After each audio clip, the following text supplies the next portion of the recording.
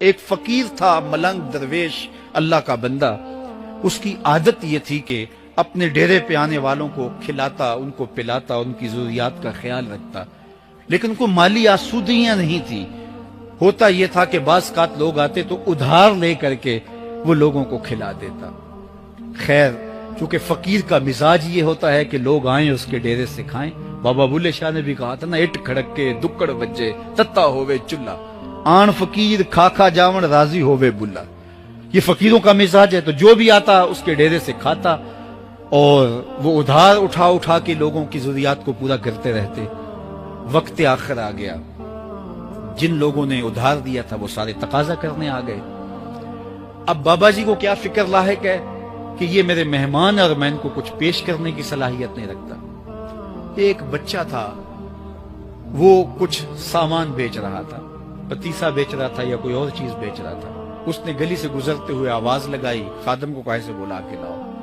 کہا تم بیچ رہے ہو تو میرے مہمانوں کو کھلا دو.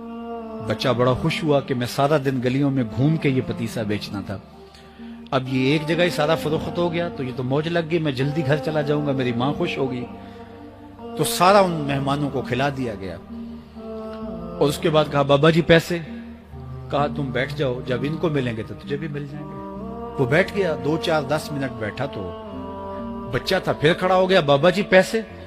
کہا جب ان کو ملیں گے تو تجھے بھی مل جائیں گے. پھر آدھا گھنٹہ گزرا تو پھر اس نے کہا بابا جی پیسے؟ میری ماں میرا انتظار کر رہی ہے، ہمارے گھر کا چولہا اسی سے جلتا ہے، میں یہ پیسے لے کر جاؤں گا اور میری ماں کوئی ہنڈیا خریدے گی اور ہم شام کا گھر کا کوئی سلسلہ کریں گے. کہا بیٹا جب ان کو ملے گا تو تجھے بھی مل جائے گا. بچے نے رونا شروع کر دیا. یتیم بچہ تھا، اس کا سارا آسرا یہی تھا. اس نے رونا شروع کر دیا. جب بچہ رویا اللہ کی رحمت کو جوش آیا. کوئی مرید نذرانہ لے کے ان بزرگوں کے پاس آ گیا اور اشرفیوں کی بھری ہوئی تھیلی پیش کی. وہ اتنے پیسے تھے کہ اس بچے کو بھی دیے، جتنے لوگ آئے تھے سب کا قرض چکایا. کہا جاؤ گھروں کو.